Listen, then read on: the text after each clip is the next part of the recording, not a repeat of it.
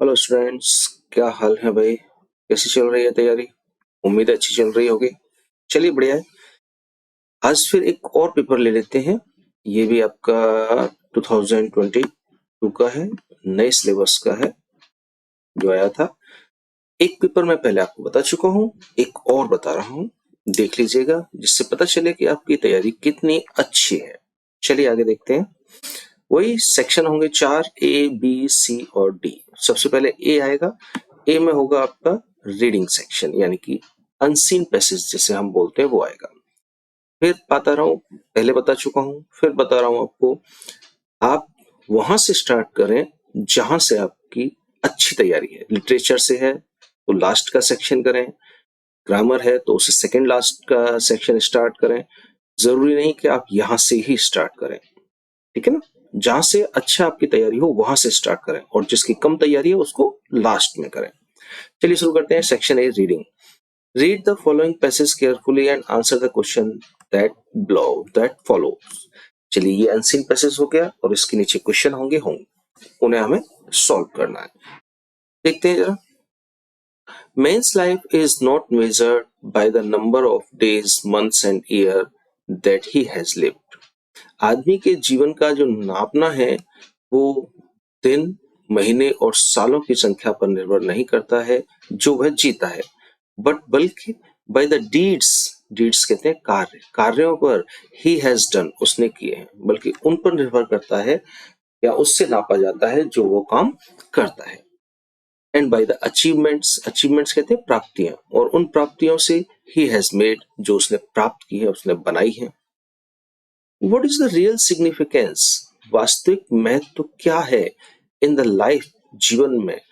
Is not the quantity, number नहीं है, quantity नहीं है, मात्रा नहीं है, बट द क्वालिटी, बल्कि क्या है? क्वालिटी है ऑफ एक्सपीरियंस, एक्सपीरियंस की क्वालिटी है, न कि क्वांटिटी।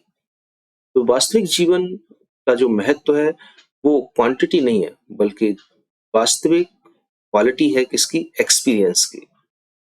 अ शॉर्ट लाइफ, एक छोटा सा जीवन, डिवोटेड, समर्पित है, टू नोबल एंड्यूवर्स, एंड्यूवर्स कहते हैं प्रयास, अच्छे प्रयासों के लिए, श्रेष्ठ प्रयासों के लिए, इज फार मोर वैल्यूएबल, कहीं ज्यादा मूल्यवान है, देन द लॉन्ग लाइफ, एक लंबी लाइफ की तुलना में, ऑफ ओवर 100 years, 100 साल, स्पेंड, बिता दिए, इन ट्रिबल कहते हैं तुच्छ, बेकार की, मामूली परस्यूट्स, कार्यों में। तो एक छोटा सा जीवन जो श्रेष्ठ प्रयासों में है वो कहीं ज्यादा वैल्यूएबल है उस 100 साल के लंबे से जीवन से जो बेकार की चीजों में हमने गुजार दिया है। We live in deeds not in years, हम काम में जीते हैं न कि सालों में जीते। नोबल डीड्स, श्रेष्ठ कार्य, स्प्लेंडेड आइडियाज, शानदार विचार, एंड फाइन सेंटिमेंट्स, और अच्छी भावनाएं, कॉन्स्टिट्यूट, निहित करती है, रखती हैं, the real glory, glory means शान, ऑफ कैरेक्टर, चरित्र की वास्तविक शान को रखती है, and not the length of time, न कि लंबाई, टाइम का लेंथ यानी कि लंबाई, one has lived in the world, बल्कि एक व्यक्ति ने जिया है संसार में, न कि वो समय, वो ड्यूरेशन जो एक व्यक्ति ने इस संसार में जी लिया। छोटा सा पैरासिस है, पहले वाले में काफी बड़ा था। पहला क्वेश्चन कर रहा है, how is men's life measured, आदमी की लाइफ को कैसे मेजर किया जाता है? पहले ही स्टार्टिंग में दे रखा है कि आदमी की लाइफ जो है वो number of days, number of month और नंबर ऑफ ईयर से नहीं, बल्कि काम से होती है जो उसने किए हैं। ठीक है, men's life measured by the deeds, ऐसे लिखेंगे आप। Men's life measured is not, ना लिखें, by the deeds he has done, उन कामों से होती है जो उसने किए हैं। ओके, चलिए साहब देखते हैं आगे। तुम बंद हो जाओ भाई। दूसरा क्वेश्चन है, which is more valuable, a short life और अ लॉन्ग लाइफ? कौन सा जीवन अच्छा है, छोटा जीवन या लंबा जीवन? कि छोटा जीवन, उसने बताया कि छोटा जीवन जो अच्छे कार्य करते हुए गुजरा है वो ज्यादा अच्छा होता है लंबे जीवन की तुलना में। What should men prefer to do in life? आदमी को जीवन में क्या करने के लिए ज्यादा महत्व देना चाहिए? तो उसे अच्छे कार्य करने का ज्यादा महत्व देना चाहिए, श्रेष्ठ, क्योंकि जीवन उसी से समर्पित है। नोबल एंड्योर्स करने चाहिए उसे, श्रेष्ठ प्रयास करने चाहिए।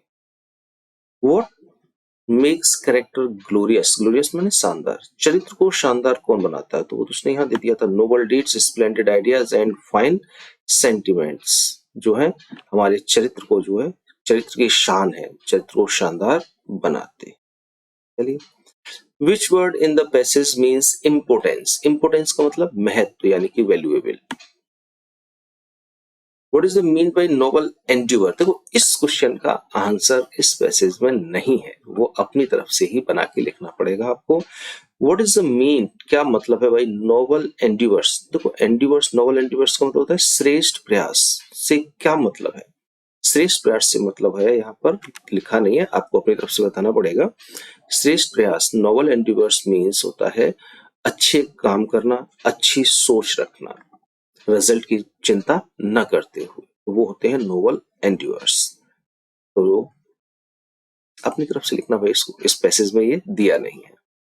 What is the difference between Indeed and indeed? देखो इंडीड ये वाला होता है, इंडीड ये है वास्तव में, और ये इनडीड, इन माने में, डीड माने कार्य, कार्य करते हुए, कार्यों में, ये वास्तव में और ये कार्य में।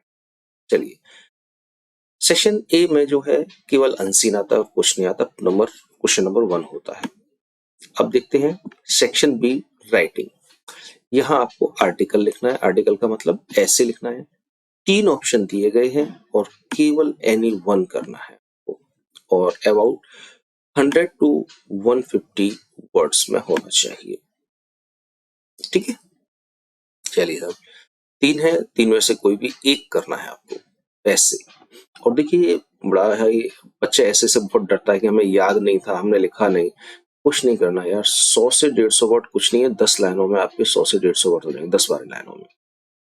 और 10-12 लाइन लिखना यार कौन सी बड़ी काम है। सबसे पहले टॉपिक पढ़िए आप आराम से, जैसे मान ली रीडिंग बुक्स अ प्लेजर, इसको टॉपिक पढ़िए। फर्स्ट हेडिंग इंट्रोडक्शन रहेगी और लास्ट की कंक्लूजन, बाकी 2-3 हेडिंग और बनानी है। कुल मिला के 5 हेडिंग कर लीजिए, और 5 हेडिंग पे 2-2, 3-3 सेंटेंस लिखोगे तो आप आसानी से अपना ऐसे कर पाओगे। चलिए, question number 3, write a letter to the editor of the local newspaper. Local newspaper के एडिटर को आपको लेटर लिखना है अबाउट द क्लीनलीनेस, सफाई के बारे में, ऑफ द सिटी और प्लेस, शहर या गांव की सफाई नहीं हो रही ढंग से, इसलिए आपको न्यूज़पेपर के एडिटर को लेटर लिखना है कि अपने न्यूज़पेपर में वो निकालें इस बात को। या फिर write a letter to the principal of your college and complaining against the shortage of books in your college library. College library में बुक की शॉर्टेज हो गई है, तो प्रिंसिपल को लिखो कि बुक्स मंगा दी जाए। तो ये बी सेक्शन यहाँ खत्म हो जाता है। बी में केवल 2 ही क्वेश्चन आते हैं, एक ऐसे और एक लेटर। सेक्शन शुरू होता है सी, ग्रामर का, यहां से ग्रामर शुरू होता है आपका। देखिए, choose the correct option to answer the following question. First है, one who takes the bright side of the thing is called. एक व्यक्ति जो ब्राइट साइड में देखता है हमेशा, यानी कि आशावादी, और आशावादी को हम कहते हैं ऑप्टिमिस्ट। ओके, दूसरा देखिए, the phrase run down means, run down का मतलब हो जाए कमजोर, स्वस्थ होना, और कमजोर स्वस्थ में ये दे रखा है to be in poor health. उसके बाद आता है C, synonym of frank. Frank का मतलब होता है खुला हुआ, किसी के सामने कुछ भी बोल दे, तो उसको बोलते हैं हम शेमलेस। शेम माने शर्म, लेस उल्टा अर्थ कर देता है, तो जिसको शर्म ना हो, एकदम खुला हुआ व्यक्ति फ्रैंक है, एकदम हर किसी से बात कर लेता है, उसे ना कोई शर्म आती है ना कोई झिझक। I prefer a pen than a pencil, which word in the sentence is an error. आप लोगों ने पढ़ा होगा प्रीफर, प्रीफर के साथ में हमेशा टू आता है, देन का प्रयोग नहीं करते, तो यहाँ जो एरर है वो इसमें है, ये देन नहीं आएगा, यहाँ टू आएगा इसका। एंटोनियम ऑफ नॉलेज, नॉलेज का मतलब ज्ञान, और ज्ञान का उल्टा होता है अज्ञान, और अज्ञान को इंग्लिश में कहते हैं इग्नोरेंस। ठीक, चलिए आगे देखते हैं इसके second part, question number 5। Change any one of the following into indirect speech. चलिए, he said to me what did you do yesterday। Interrogative sentence है, सिंपल सा आया है। he asked me he asked me what I had done। Past indefinite का है, past perfect में change होगा had, और डू की थर्ड फॉर्म हो जाएगी डन, और the previous day, full stop. दूसरा है he said to his friend good morning how are you. अब देखो यहाँ दो सेंटेंस हैं एक ही इन्वर्टेड कॉमास के अंदर, एक है गुड मॉर्निंग और दूसरा है how are you. Good morning जो है वो ऑप्टेटिव सेंटेंस है, और हाउ आर यू ये इंटेरोगेटिव सेंटेंस है। तो ज्यादा ध्यान से बनाना। तो ही पहले हम ऑप्टेटिव के हिसाब से यहाँ चेंज करेंगे। He wished good morning, good afternoon, good evening, त्योहार, समारोह, इन सब के लिए विश लगाते हैं हम, तो विश्ड हो जाएगा। He wished his friend good morning and, क्योंकि दोनों सेंटेंस अलग अलग टाइप के हैं तो यहाँ एंड कीजिए, एंड और फिर यहाँ सेड टू और कॉमा इन्वर्टेड कॉमास मान लीजिएगा, तो सेड टू चेंज हो जाएगा, इंटेरोगेटिव है asked, and asked, comma inverted commas हटा के इंटेरोगेटिव वर्ड आ जाएगा हाउ, और यू हो जाएगा फ्रेंड के अनुसार ही, और हो जाएगा वॉज, हाउ ही वॉज। हो गया, he wished his friend good morning and asked how he was, full stop. Okay, तो ये इनडायरेक्ट स्पीच में आपको चेंज करने हैं, दो सेंटेंस हैं और करना केवल आपको एक है, 2 नंबर का। आगे देखते हैं, कंबाइंड एनी वन, केवल एक करना है, of the following as directed, एक ये रहा और इसका फिर गायब हो गया, इसका दिया ही नहीं है उन्होंने कुछ। चलिए, पहला इन दोनों में से आपको केवल एक करना है, ठीक है। It must be done, the cost does not count into the simple sentence, आपको सिंपल सेंटेंस बताना है, तो ये प्रीपोजिशन में से आया है। ये कह रहा है इट मस्ट बी डन, इसे होना चाहिए, यानी कोई काम होगा उसको होना चाहिए, the cost does not count, cost count नहीं करती, ऐसा कीमत से कोई मतलब नहीं है, यानी कि ये काम हर कीमत पर होना चाहिए। तो सिंपल सेंटेंस बन जाएगा यह काम हर कीमत पर होना चाहिए, तो जाएगा it must be done at, preposition at, any cost, it must be done at any cost, simple sentence हो गया। He was so tired he could not run। अब देखो इसमें दिया नहीं है कि ये किस में चेंज करना है, हो सकता है नीचे कट गया हो, तो जहां तक मुझे लगता है ये कॉम्प्लेक्स में होगा, जो कॉम्प्लेक्स में बनाते हैं। He was so tired, वह इतना थका हुआ था, he could not run, कि वह दौड़ ना सका। एक बात में शो आ गया है, दूसरे में कैन नॉट कुड नॉट आता है, इन्फिनेटिव को याद कर लीजिएगा, और इसमें TWO2 और 2 का यूज होगा। He was TWO2 tired to run, he was too tired to run। Complex sentence हमने इसको बनाया है, क्योंकि कॉम्प्लेक्स तो हर वक्त आता ही आता है, कॉम्प्लेक्स आता है, दूसरा सिंपल या कंपाउंड में चेंज हो सकता है, लेकिन एक कॉम्प्लेक्स 99% आता है। कभी कभार ऐसा हुआ है कि कॉम्प्लेक्स ना आए, तो कॉम्प्लेक्स की तैयारी अच्छी तरह से कीजिएगा। ट्रांसफॉर्म, यानी कि ट्रांसफॉर्मेशन करनी है आपको। एनी वन, दो सेंटेंस दे रखे हैं, फर्स्ट सेकंड, एक करना है ऑफ द फॉलोइंग। चलिए, एक है you can solve it passive voice, their glory can never fade, interrogative sentence. चलिए पहला देखते हैं, you can solve it passive voice में, तो इट इसमें आपका ऑब्जेक्ट है, it can be solved by you, it can be solved by you. Their glory can never fade, interrogative sentence बनाना है। इंटेरोगेटिव सेंटेंस में क्या करते हैं, हम हेल्पिंग वर्ब को उठा के बाहर ले लेते हैं, बना तो हम इंटेरोगेटिव वर्ड से भी सकते हैं, लेकिन सोचना पड़ेगा कि कौन सा इंटेरोगेटिव वर्ड यहाँ आएगा, तो वो नहीं हम सोचते, हम सीधे हेल्पिंग वर्ब को उठा के बाहर कर रहे हैं। और बस एफर्मेटिव है तो नेगेटिव और नेगेटिव है तो एफर्मेटिव सेंटेंस बना देंगे। कैन बाहर निकल के आ गया, कैन देयर ग्लोरी या नेवर आया यानी कि नेगेटिव सेंटेंस है, तो यहाँ एवर कर दीजिए, ever fade. Can their glory ever fade, never का हो जाएगा ever, ever fade.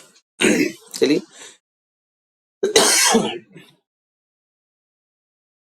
Correct any one, इसमें भी फिर आप केवल एक ही करना है ऑफ द फॉलोइंग सेंटेंस, दो दे रखे हैं, एक आपको करेक्ट करना है। I am tired in doing this, अब इसको सही करना है आपको।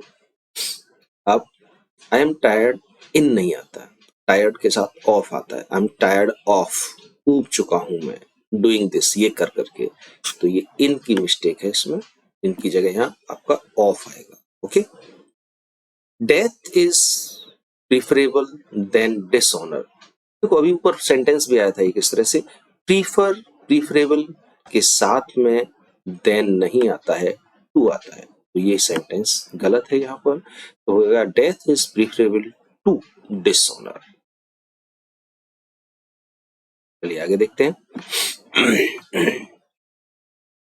यूज एनी वन, इसमें भी आपको केवल एक करना है, दो दे रखे हैं वन और टू, इसमें से केवल एक करना है। Of the following pair of words in your own sentence, खुद के सेंटेंस में, to make the difference, difference करने के लिए, इन देयर मीनिंग क्लियर, उसके मीनिंग में क्या क्या अंतर है उसको क्लियर करने के लिए आपको सेंटेंस लिखना है। देखो इसे बोलते हैं ऑनोरेरी, होनो नहीं ऑनोरेरी। ऑनोरेरी का मतलब होता है अवैतनिक, बिना वेतन के, आप कहीं भी अपनी इच्छा अनुसार काम करें और वहां से वेतन न लें, तो उसे हम बोलते हैं ऑनोरेरी। और ऑनरेबल माने होता है सम्माननीय। दो सेंटेंस बना दीजिए मुझे, he is working in this firm honorary, वह इस फर्म में ऑनोरेरी काम कर रहा है यानी कि अवैतनिक काम कर रहा है बिना वेतन के। और ऑनरेबल का मतलब होता है सम्माननीय, तो he is very honourable in this society, इस सोसाइटी में वो बहुत ही ऑनरेबल है, सम्माननीय। अगर आप ये करना चाहेंगे तो ये होती है एम्पायर, जो क्रिकेट में होता है umpire, umpire declared him out, umpire ने उसे आउट डिक्लेयर कर दिया। और ये एम्पायर होता है EMPIRE, एम्पायर माने साम्राज्य। Ashoka ruled over a vast empire, तो एम्पायर माने साम्राज्य। चलिए आगे देखते हैं। चलिए आपका आ गया story, translate the following into English, ये स्टोरी है, इसको इंग्लिश में चेंज करना है, करते हैं। मुंशी प्रेमचंद एक महान साहित्यकार थे। Munshi Premchand was a great litterateur, literature से लिटरेचरर। उनका जन्म एक साधारण परिवार में और एक छोटे गांव में हुआ था। He was born in a ordinary family and in a small village, एक ऑर्डिनरी में साधारण। फिर भी वे पूरे विश्व में प्रसिद्ध हुए। आफ्टर दैट, इसके बाद, he became famous all over India, past indefinite का टेंस हो गया। हिंदी और उर्दू दोनों भाषाओं पर उनका समान अधिकार था। ही हैज समान अधिकार, he has equal power in Hindi और उर्दू लैंग्वेज। ठीक है, प्रोफिशिएंसी भी लगा सकते हैं। उपन्यास तथा कहानियां लिखने में वे कुशल थे। He was skilled proficiency in writing उपन्यास, novels and stories. He was skilled या proficiency in writing novels and stories. उनके उपन्यासों में भारतीय जीवन का सजीव चित्रण मिलता है। देर से बनाएं, there is a live depiction, live माने सजीव होता है और चित्रण को कहते हैं डिपेक्शन।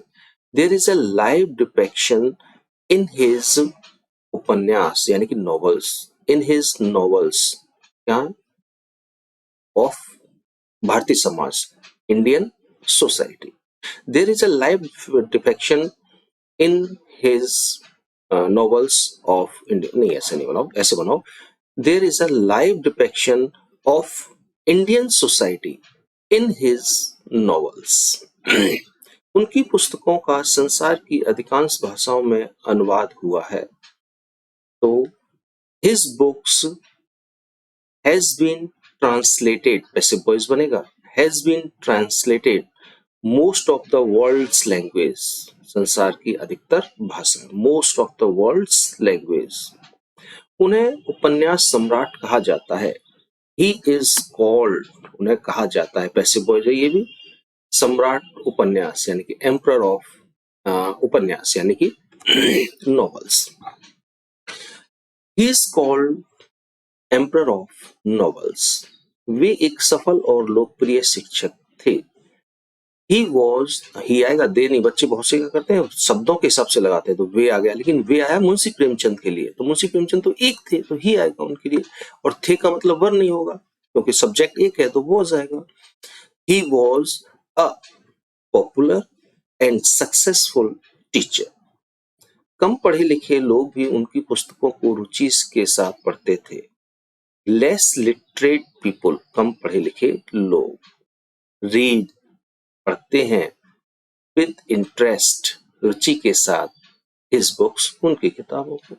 Less literate people read with interest क्या, हिज बुक्स। आगे देखिए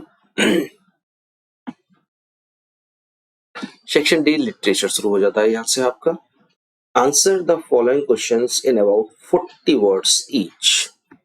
Whom did H. Hamill blame for the ignorance of studies and why? M. Hamill यानी फर्स्ट लेसन है, द लास्ट लेसन, चैप्टर का नाम है द लास्ट लेसन, उसमें से लिया गया है। एम हेमल किसको ब्लेम करते हैं, दोष देते हैं, क्या पढ़ाई की इग्नोरेंस, ध्यान न दिया उस पर, और क्यों, तो वो दो लोगों को देते हैं। वो कहते हैं कि तुम्हारे माता पिता भी ने तुम्हें स्कूल नहीं भेजा, वो नहीं चाहते थे कि तुम काम करो, वो चाहते थे मिल में काम करो और 4 पैसे कमा के लाओ। और वो खुद को भी ब्लेम देते हैं कि जब मैं मछली पकड़ना चाहता था तो मैं तुम्हारी छुट्टी कर देता था, या मैं तुम्हें अपने फूलों में, अपने पेड़ों में पानी डालने के लिए। तो दो लोगों को ब्लेम करते हैं वो, अपने आप को और उनके पेरेंट्स को। What was the importance of garbage for children in Seemapuri? Seemapuri में बच्चों के लिए जो गार्बेज है, कूड़ा करकट है, उसका क्या महत्व है? देखो ये आपका क्या नाम था उसका, लड़के का नाम मैं भूल गया, सेकंड चैप्टर में से आपका है ये। तो सीमापुरी में जो बांग्लादेश से आए हुए लोग थे, तो उन बच्चों के लिए कूड़े का क्या मतलब था? तो कूड़ा उनके लिए एक ट्रेजर था, एक खजाना था, उसमें उन्हें कभी कुछ पैसे मिल जाते थे और छोटी मोटी चीजें वो बीन के उनको बेच दिया करते थे। तो सीमापुरी में रहने वाले बच्चों के लिए जो कूड़ा करकट है वो एक खजाने के रूप में। इन दोनों में से आपको एक का आंसर करना है। What did the instructor do to train Douglas? Instructor ने क्या किया ट्रेन करने के लिए डगलस को? ये डीप वाटर में से लिया गया है। तो उसने क्या किया, दोनों किनारों पर एक रस्सी बांधी और रस्सी में एक बेल्ट, रस्सी बांधी, रस्सी में एक हुक लगाया, हुक को बांधा डगलस राइटर से, और उनको तैरना स्टेप बाय स्टेप करके सिखाया था। What Christmas present, कौन सा क्रिसमस का present did एडला will mention receive from the peddler? ये रेड ट्रैप में से है आपका। तो रेड ट्रैप में जो एडला थी, लड़की थी, उस आयरन मास्टर की बेटी थी, उसको क्या मिला? तो वो जब क्रिसमस में चर्च से वहां से भाग के आए, जब उन्हें पता चला कि एक चोर ने एक किसान को लूट लिया है और उसका हुलिया कुछ इस तरह का, तो वो समझ गए कि वो तुम्हारे घर में बैठा है। तो वहां से भाग के आए तो उसे एक इनाम मिला। क्या हुआ कि वो जो पैडलर था, जो रेड ट्रैपर्स था, चोर था, वो वहां से निकल गया था। एक छोटी सी चूहेदानी बनाई थी उसने, और उस चूहेदानी में उसने रखा था एक कागज, लेटर एडला के लिए, जिसमें उसने सॉरी बोला था और कहा था कि मैं आगे से ऐसी गलती नहीं करूंगा और एक अच्छा आदमी बनने की कोशिश करूंगा। और वो पैसे जो उसने वहां से किसान के यहाँ से चुराए थे वो भी वापस कर गया। तो उसे क्या प्रेजेंट मिला? तो उसे प्रेजेंट मिला था एक रेड ट्रैप मिला था, चूहेदानी मिली थी, और इससे भी बड़ा प्रेजेंट मिला था उसे कि एक आदमी जो चोर था वो सुधर गया था उसको। तो दोनों में से आप कोई भी लिख दीजिएगा। क्वेश्चन नंबर 8, ये लॉन्ग क्वेश्चन है, इसमें आपको 2 है और 1 करना है। कोई answer any one of the following in about 80 words, यानी कि लॉन्ग क्वेश्चन हो गया। 2 दे रखे हैं, ए और बी, दोनों में से कोई 1 करना है। What did Gandhi ji do for Champaran? Gandhi ji ने चंपारण के लिए क्या किया? तो देखो गांधी जी ने चंपारण के लिए बहुत सारे काम किए थे, वहाँ के बच्चों को पढ़ाया था, वहाँ अस्पताल भी खुलवाए थे, शेयर क्रॉपर्स जो थे उनको जो है न्याय भी दिलवाया था। वो सारी चीजें आपको वहाँ लिखनी है, या ये कर लेंगे आप। What did Douglas decide to overcome his fear of water.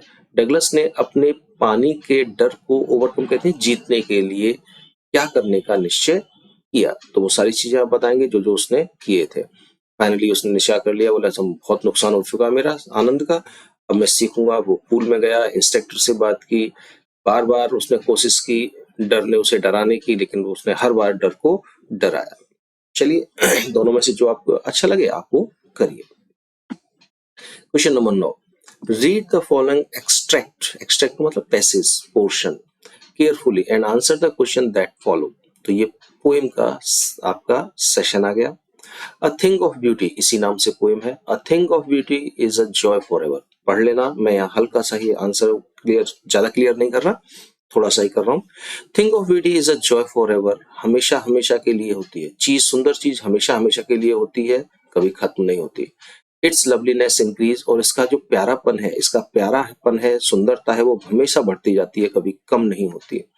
It will never pass into nothingness, और इसकी जो सुंदरता है वो कभी बकवास नहीं होती, बेकार में नहीं गुजरती, यानी कि उसकी सुंदरता का कोई महत्व ना हो ऐसा नहीं हो सकता। But will keep a bower quiet for us, बल्कि हमारे लिए एक वॉवर, वॉवर कहते हैं कुंज, कुंज का मतलब होता है फूलों की घाटी, एडव ऑफ फ्लावर्स, जहाँ चारों तरफ फूल फूल पेड़ों पे लगे हुए हों।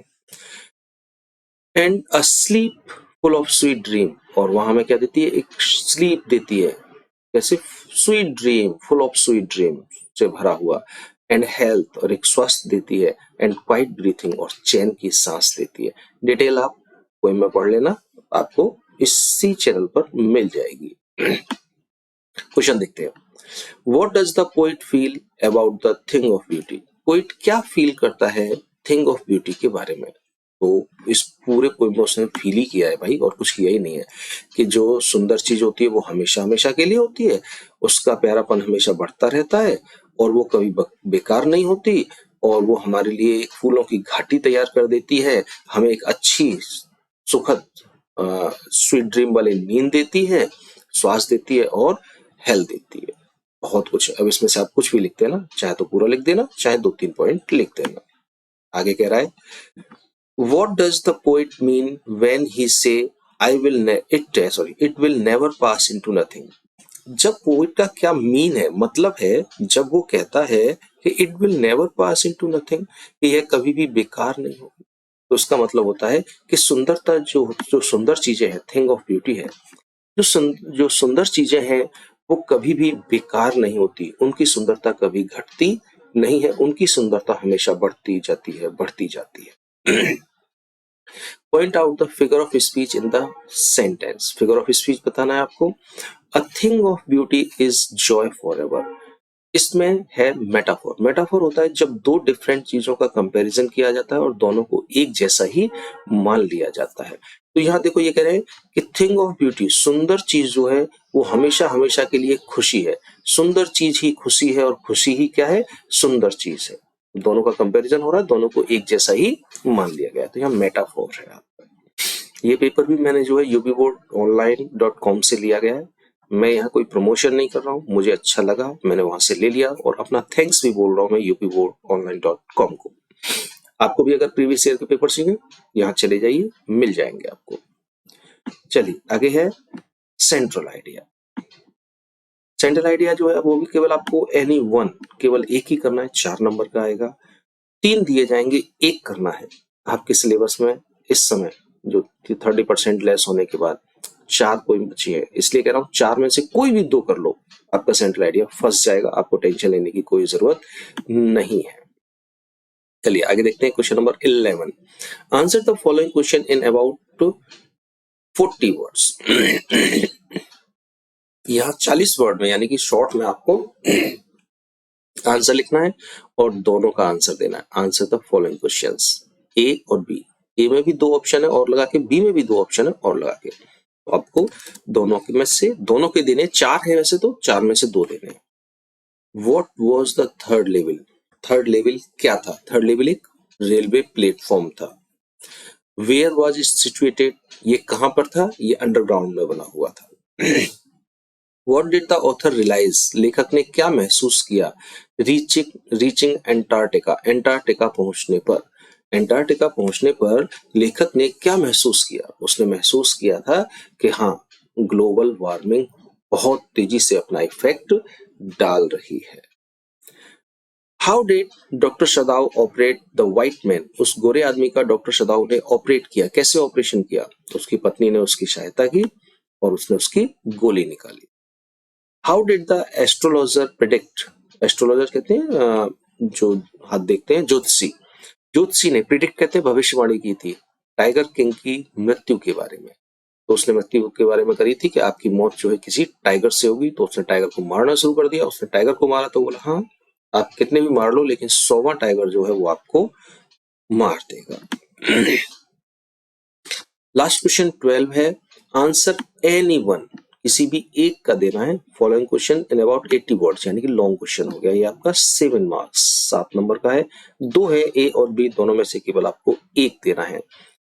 What is there on Antarctica? Antarctica पर क्या था? How is silence interrupted there sometimes? और कभी कभी वहां की साइलेंस कैसे टूटती थी? तो वो तो बर्फ टूटती थी, चटक चटक कर गिरती थी, तो आवाज होती थी, तो वही साइलेंट को ब्रेक करती थी। और ये देंगे आप, या फिर how was the who was the wizard, wizard कौन था, और how did he use to do magic, और वो मैजिक कैसे किया करता था। Should should wizard hit mummy से, उसमें से लिया गया है। तो अब दोनों में से जो भी आपको याद हो या जो भी आप अच्छी तरह से लिख सकते हो लिख दीजिए। और लिखना कोई बहुत बड़ी काम नहीं है, 80 वर्ड्स है यार। 80 वर्ड्स का मतलब 80 शब्द, 80 शब्द आपके ज्यादा से ज्यादा 10 लाइन में हो जाएंगे। आपको केवल 10 लाइनें लिखनी है। अब जिसको भी आपको अच्छा लगे आप कर दीजिए, और यहाँ आपका पेपर हो जाता है फिनिश। ठीक, ओके, बाय।